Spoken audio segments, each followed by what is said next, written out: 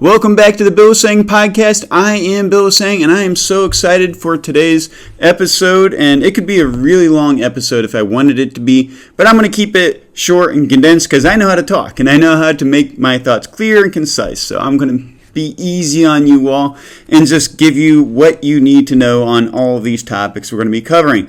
The first one is that Queen Elizabeth has passed away. So condolences to the royal family. I think this is a very important thing to make note of, as she's just been a very renowned world figure. Despite the family dysfunction that she has had, she has been a very strong woman all the years of her life. So it is a sad day to have to mourn the death of Queen Elizabeth. Once again, condolences to the royal family over this one.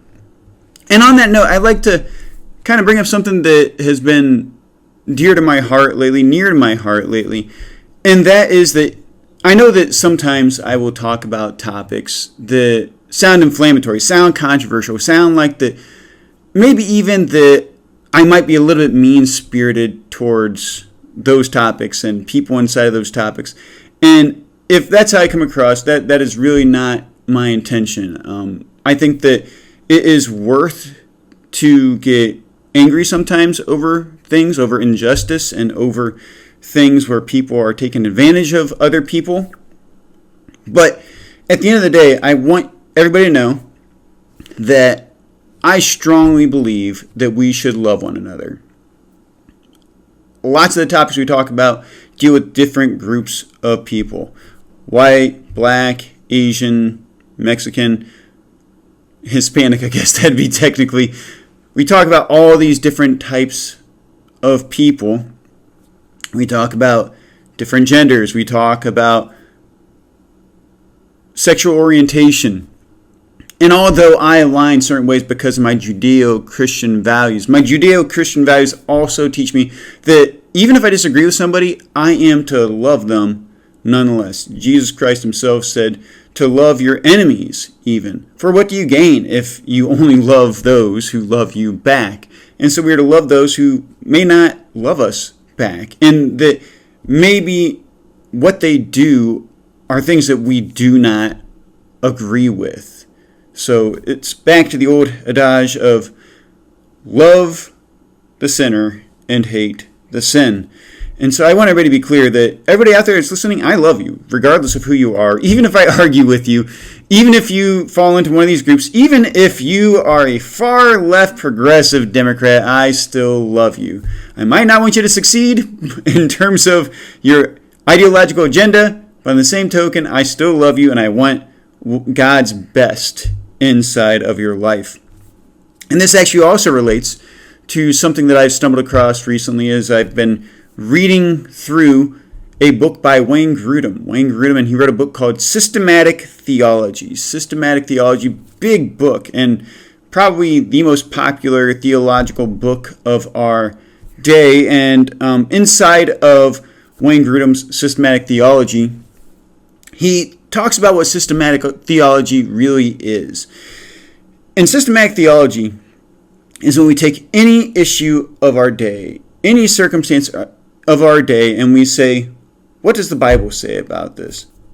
So we say, what does the Bible have to say about this topic? And so you look at the different scriptures that relate to the topic, and you find out what the conclusion of it is. For instance, I have done some systematic theology in relation to abortion, in relation to the homosexual lifestyle, in relation to what is a man and what is a woman. And the Bible speaks very clearly about these topics. Now, mind you, certain things the Bible doesn't speak to directly because there are technological leaps that have been made since then, so it can't talk about everything, but it can give you guidance in all circumstances. And that's what systematic theology is all about. So what this leads to is Wayne Grudem actually wrote another book that I would love to read that I have not. It's called Politics According to the Bible. Politics According to the Bible. And a lot of people wonder, what does somebody inside of the church, what does a theologian care about politics? Well, if you're writing about systematic theology, I think that it has a lot to do with your profession, because what is politics other than the exercise of our worldview in a civil society? Face it, we deal on the political level with everything that the Bible addresses. And unfortunately, I have to say that America, in many regards, has chosen the wrong side and has chosen the wrong path in terms of where to go. But in large part, that has to do with biblical literacy, knowing how to read your Bible. And that is my passion. I tell you what, that is my number one goal in life, is to help you and help everybody I know to read, know, understand, and love reading the Bible. As I love reading the Bible. I love God's Word. I love studying God's Word. It is just a spring of wisdom that is without end. It is just so deep in the wisdom that it imparts to us. And not only that, we are able to grow closer to God through understanding it. And if we understood what the Bible said, Christians out there, and I would beckon non-Christians to read the Bible as well, but I believe that Christians particularly, when you read the Bible, you come to a very clear understanding of what God says about the issues of our day. So very much encourage people, listeners out there, to read the Bible every single day. And if you ever need a reading plan, shoot me an email, shoot me a message on Facebook, and I'll help you out with that. So politics and the Bible are actually very much closely linked. And I make the argument myself that when you read the Old Testament and you see the Old Testament law given, what is the Old Testament law given for? As the New Testament refers to it as a carnal law. And what that law was given to do was to establish a nation that would honor God. Now, there's more to it than just that, but essentially it was to establish a nation that would honor God, the nation of Israel. And so the law, even though it has its spiritual, it is primarily spiritual in terms of what your spiritual condition is, reveals how you respond to the law, it still has a very political nature, as it was intended to establish the perfect kingdom here in a sin-cursed world. And of course, we know that mankind in its own power was not able to establish that, which is why we have the new covenant and the law of grace, which surpasses the law of the old covenant in terms of its efficacy. We are in the law of grace. Back then, they were under the law of Moses, and therefore under the law of justice in that regards. Jesus Christ has brought justice to the world by dying for our sins and giving us peace with God. So the world is a very interesting place these days, as yes, we got the Bible and politics. And why it's so important to understand the Bible first before you start diving into the political world, or diving into the world in general, diving into worldview in general, is because the world can be a very confusing place. For instance, take this art contest that I read about recently that was won by a man named Jason Allen. And Jason Allen, let me see if I can get to the article here real fast. He actually recently won an art contest using artificial intelligence. So he produced an image of art using artificial intelligence. And the English name for the computer's work was the space opera. So very amazing piece of art, by the way. I love looking at it. It's incredible. On the same token, it was produced by art. Now, the man who took credit for the artwork, he had to enter in all the parameters of the artwork into the computer in order for it to be produced. So there is an artistic element to it, but not the element of taking your hand and a brush and painting away, not even on the computer screen, because I know that there are art programs that allow you to still brush and use different paints, virtually speaking. But this whole thing about artificial intelligence, though, I don't know what to think about him winning this art competition through using artificial intelligence, but artificial intelligence is not what it's all cracked up to be. We make it sound like it's some sort of grand authority that has more moral grounds than what humans do. Because artificial intelligence, after all, it only develops its learning through the information that goes into its system, and it makes these unbiased judgments based off of those. Well, have you ever heard of when, I think it was Alexa was tested on who is Jesus? And I believe it was Steven Crowder that did this, and he did it live, if I'm not mistaken. He actually asked Alexa, who is Jesus Christ? And it said that he was a fictional character. Now, was that deduced through pure, artificial, reasonable, unbiased intelligence? No, it was programmed by the person that programmed the artificial intelligence. And so artificial intelligence actually has its limits, and its limits are contingent on the programmer or programmers. And so is artificial intelligence really intelligence? No, it is artificial intelligence in the truest sense of the word. So personally, when I hear about artificial intelligence and the fears about it, I think to myself, well, there could be certain things that could be drawbacks, but as long as we're not telling artificial intelligence to harm people, we should be okay, because it's limited by the people who program it. It's nice to know that certain things are so black and white, like artificial intelligence, that all you got to do is program it to do this, or program it to do that, or program it not to do something, and that's what you get out of it. This world is not so good at following the programming that God gave us from the beginning, and I think specifically of a cartoon show, and actually my children used to watch this cartoon show called Peppa Pig. Peppa Pig. It is a cartoon show about this family of pigs. That sounds bad, doesn't it? Family of pigs. And they're English, and so they all have accents. And it's kind of a dry cartoon show, in my opinion. I mean, I've watched lots of cartoon shows with my children, and I couldn't stand it that my children liked watching this cartoon show, to tell the truth, because it was like, oh my goodness, when is the show going to be over? When can we watch PJ Masks? Am I even allowed to say that? I don't know, but that's a Disney show right there. And Disney, what is up with you? Anyway, that's a different topic altogether. Peppa Pig. Peppa Pig. What's going on with Peppa Pig? Well, Peppa Pig recently introduced their first same-sex couple. This not baby polar bear, but this young polar bear. By the way, all the people are animals inside of this show, and they all get along. The polar bears don't eat the pigs, and they have a friend that's a young polar bear, and this young polar bear tells Peppa Pig and her family about her mommies. Notice the plural, mommies. So I guess that they have an episode about this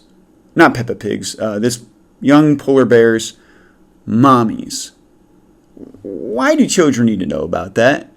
If they encounter it in their daily lives, so be it, but why is it that everybody needs to know about everything that's happening? And I don't know why we always have to weaponize children like this too. Say, oh, well, you have to love and embrace the relationship that this young polar bear's mommies have because they're this child's mothers. And it's so bizarre and so twisted. And once again, it's one of those ploys to get us away from traditional family values, to get us away from the traditional family structure, because there is so much protection inside of that family structure. And the fact that they do that in children's cartoon shows, I'm sorry, that's weaponizing children, and it is taking advantage of their minds and brainwashing children, even using something that might be dear to their hearts, like a harmless, innocent cartoon show. And I have to say, regardless of the fact that it's painful for me to sit through Peppa Pig, that has thus far been a pretty harmless cartoon show overall. Weaponization of children, weaponization of cartoon shows, and the victimization of children who always seem to lose out in the end because their innocence is robbed of them, regardless of the medium that is used to do that. In other news, so we're switching from talking about a children's TV show now into a reality star by the name of Mark Cuban. Now, he's not just a reality star. He is also, I believe, the owner of the Dallas Mavericks. Very famous man. He's on Shark Tank. I don't know if he's still on Shark Tank or not, but he was at least on Shark Tank. I believe he still is. Very famous man. He is a billionaire, and he is a Democrat. Recently has come out with a statement against a very famous Democrat politician by the name of Elizabeth Warren. You remember Elizabeth Warren. She has pretended to be Native American so she could get a job out at Yale. And no, I'm not kidding about that. I'm not saying that to be mean. I'm saying that because it really deserves to be exposed. Everybody deserves to know that she lied about being Native American, being of Native American heritage, in order to get a job. I believe it was, did I say Yale? I'm pretty sure it was Harvard that she got a job at, because she claimed that she was going to be their first, either their first staff member of color in a particular department or indigenous person in a particular department. And let's face it, she absolutely lied about that. She's not an honest person at all. But what is it Mark Cuban had to say about Elizabeth Warren? And it is very fascinating. I'll read to you from the article. This comes from the New York Post, where Mark Cuban talks about his distaste for people like Elizabeth Warren and her likes. And this is what he had to say. Oh, and let me preface this real fast. It was about taxes. And Elizabeth Warren has just been tearing into the rich about not paying their fair share in taxes. And this is what Mark Cuban had to say in response. I don't mind being taxed more. I wrote a blog 20 years ago saying it's the most patriotic thing you can do after military service is pay your taxes, because that's what allows everybody to live and to prospect. I don't know if you meant prospect or prosper. Again, this is the New York Post right here. Cuban said when asked about the Democrat-led push for tax hikes. But yeah, the idea of soak the rich, billionaires' tears that fill that cup, and he doesn't use an expletive, but close enough. I'll edit that. Forget you, Elizabeth Warren. You're everything that's wrong with politics. Now, Mr. Cuban, I have to say that Elizabeth Warren is not alone in the Democrat Party when it comes to these sort of politics, these dirty politics where they ask people like you to fund their campaigns. They beg you for money to help them to get reelected. And then as soon as they're reelected, what do? They demonize you. They make you feel like you're the worst person on the planet. And not only that, they come for your money so they can put it into their pocket. Quite frankly, I think it's despicable. And Mark Cuban is absolutely right about his assessment of people like Elizabeth Warren, that she's hypocritical. I mean, I don't know what her net worth is right now, but I know that there are politicians who are multi-millionaires. And yet their salaries, when you do the math, they don't quite add up to millions, hundreds of millions of dollars over however many years, especially when you look at the different homes that they own. Yes, I said homes plural in that regard because they have more than one home typically. So it's absolutely despicable that they would dare to say that people like Mark Cuban, who are billionaires, are horrible people that don't pay their fair share. What is your fair share? You know, I like what the Bible has to say about giving. And mind you, taxing isn't giving. The Bible does say that give to the authorities what you owe to them. And so whatever you're supposed to be taxed is what you're supposed to give. Give unto Caesar what is Caesar's. That's just what the Bible has to say. But what I like, and I've heard, I think it was Ben Carson. It was either Ben Carson or Ted Cruz said this. They said that 10% is good enough for God. Why can't it be good enough for the government? Now think about this. Think about this. So right here in this article, it says that Cuban has an estimated personal fortune of $4.6 million.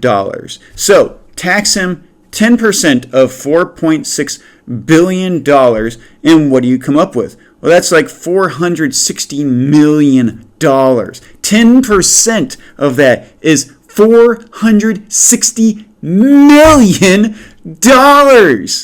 Okay? So how much do you want Mark Cuban? For those of you who are for, hey, the rich need tax more. They need to pay their fair share.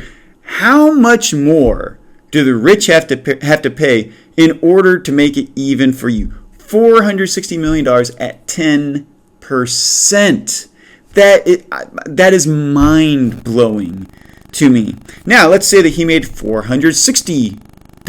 And not billion, not million. Let's say that he is worth $460 million. What is Mark Cuban's, what does he owe in taxes then?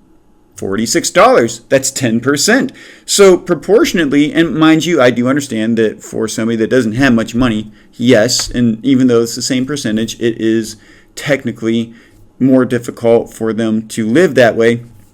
Nonetheless, it's fair across the board. And why do we need to tax anybody more than 10%? When we get into trillionaires, why do we need to tax them more than 10%? And the answer is very clear. And this is why the type of politician like Elizabeth Warren is so terrible, is because of wasteful government spending. Meaning they come up with these programs, and when they tax you, they claim that it's to fund these programs, and very little money actually goes toward those programs, even though they shouldn't even exist to begin with. So tax the rich, demonize the rich. I think the rich do a great job, and I was debating with one of my buddies a while back at a job regarding how much the rich should be taxed and how horrible the rich are versus the politicians of the world.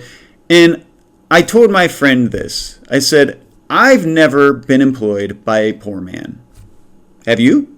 Have you ever been employed by a poor man? And I'm not saying that means you're employed by somebody who's a billionaire necessarily, but have you ever been employed by somebody that could not afford to pay you? And if so, man, my heart goes out to you, because that means you weren't making any money. But have you ever made any money that was paid to you consistently by somebody that did not have money? And that's impossible. You can't be paid by somebody who does not have money. So, Mark Cuban, I wish you'd get right ideologically speaking, but at least you're on the right path here, and you understand that it's not right to soak the rich. Talking about politics here, I think that Richard Nixon is owed a huge apology. Richard Nixon, in the Watergate scandal, his crime was lying. His crime was the cover-up. He didn't actually do any of the shenanigans that broke the law. Thus, Richard Nixon, in comparison to the politicians of our day, was a pauper when it comes to causing trouble. He was, I won't say he was Jesus, but he was Gandhi compared to the politicians of our day. I immediately say that in regards to Barack Obama, as everybody, I know many people think that he's just a wonderful guy, moral person, upstanding in every way, but he did some horrible, horrible things. And he spied on Donald Trump before he was even, you shouldn't be spying on him after he was elected, but spied on him before he was even elected, when he was still a private citizen. So what does that say? Not only that, but a Fox News reporter too spied on them to try to intimidate them. We really owe Richard Nixon a big apology, but I say that most specifically in relation to this FBI raid. The fact that we are weaponizing the Federal Bureau of Investigation to attack the enemies of the Democrat Party. Isn't that wrong? Recently, Donald Trump was granted a special master to review the seized documents that were obtained from his Mar-a-Lago home. I have a hard time talking about this subject because I know that there's a lot of misinformation on both sides, and it's hard to really cut it down the middle when you aren't being told the truth by either side. But I'm going to tell you my opinion about this whole thing. Donald Trump is telling the truth. He declassified these documents that they are saying are classified, that they seized from his home. And I think that he has been more than forthcoming in wanting to get everything released. Not the classified/declassified documents, which, by the way, the Babylon Bee did a wonderful job in pointing out the irony that the FBI was so concerned about these classified documents being in Donald Trump's hands that they they sent photos of these classified documents to the Washington Post to shoot all over their newspaper. That's how concerned the FBI was about these classified documents, so that everybody could see them. Doesn't that defeat the whole purpose? Doesn't that show they aren't really being honest and forthcoming about their motives and intentions regarding classified documents that they think that Donald Trump had?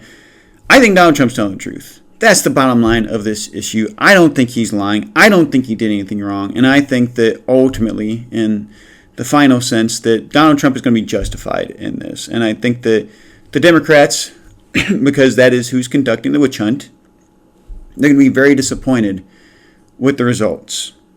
And we'll see what happens in the future regarding all of this. But I think the Democrat Party is, that they're really doing a huge disservice to this country.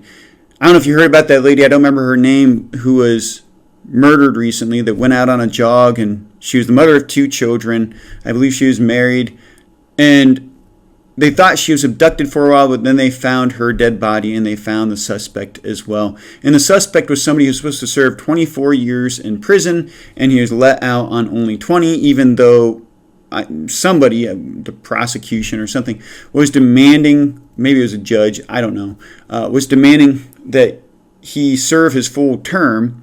And according to one of the articles that I read, that had he stayed in prison for the full term, this woman that he murdered would not be dead, because his sentence would not have expired yet. His sentence would not have been served all the way through yet. He's still got a couple years left. And yet here we are. We have a criminal trial. We have a criminal who was released from prison, committing another crime, and it's not the first time that he has done something like this. So we really got to get serious about the criminal justice system. And I know that I think that it was during the 2020 election that felons were being released left and right inside of blue states. And I know the Democrat Party was pandering to them to try to win their votes. I don't know how that all played out. I don't think that felons are allowed to vote right now. Nonetheless, it is absolutely despicable how far politicians are willing to go to win a couple of votes, and who suffers are innocent bystanders, innocent mothers, fathers, and children as a result of that. And it's absolutely tragic. So, I don't know how your summer has been going, but I know that over at Cedar Point, something has happened. Last year, I believe, a woman got injured severely by a screw flying off of, or a bolt flying off of Top Thrill Dragster. And Top Thrill Dragster, I believe, was the tallest, if it's called a roller coaster, in the world, and the fastest as well. I remember when I'd go to Cedar Point, I'd always have to wait in this 3-hour line to even get to look at Top Thrill Dragster. And thus, I never rode Top Thrill Dragster. I figured, okay, I'm not going to wait 3 hours to ride a ride that's less than 30 seconds when I could be riding 3 or 4 or 5 other rides in the same time span. I always wanted to ride Top Thrill Dragster. It looked like a fun ride, but unfortunately it just had lots of engineering problems, I guess, or just physical limitations that it could not stand up to, and people were getting hurt. So they retired Top Thrill Dragster at Cedar Point. So I'm sorry to everybody who will not get the chance to ride Top Thrill Dragster, and that includes myself. A couple other quick points right here before we wrap things up. Breitbart News has released a movie called My Son Hunter. It's supposed to be a comical take on Hunter Biden and his exploits his dark life, really, that he's lived. And I think it's kind of a mixture between a sort of a dark tone sort of movie and kind of a comedy sort of movie. I can't imagine it's just a flat up comedy, but I have read that it sheds light on Hunter Biden's life. So if you've heard of My Son Hunter, I encourage you to watch that, check it out. If you don't know anything about Hunter Biden, I think this shines light on the whole situation and why it is that people are appalled they did not know about this sooner. I've heard that there's a lot of people that say that had they known that the Hunter Biden story during the 2020 election was real, that they would have switched their vote or not voted at all. So it's too bad that this information is just now coming out. It's incredible that it's coming out at all, but there's a reason why it's coming out right now.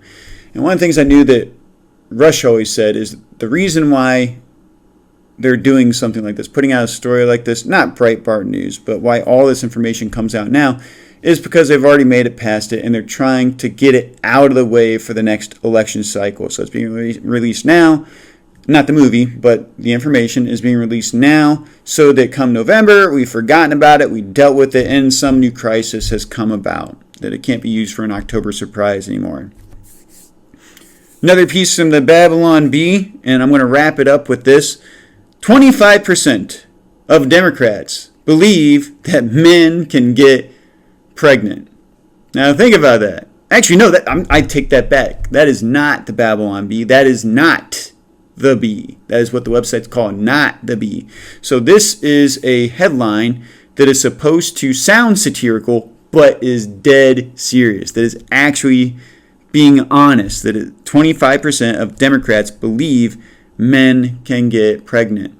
So what does our world come to when people are starting to think that men can get pregnant? And I know I got to be careful with this one because there's powers out there in social media world and YouTube that might say that I'm being insensitive and should be removed for that sort of inflammatory rhetoric. So I'm not going to give my opinion on that. I'm just going to leave it at that. 25% of Democrats believe men can get pregnant, and the source for that is not the Bee. So don't blame me for saying it. Blame not the Bee for saying it, and do whatever you got to do with them. Leave me alone. I'm not big enough to be able to take that sort of heat yet.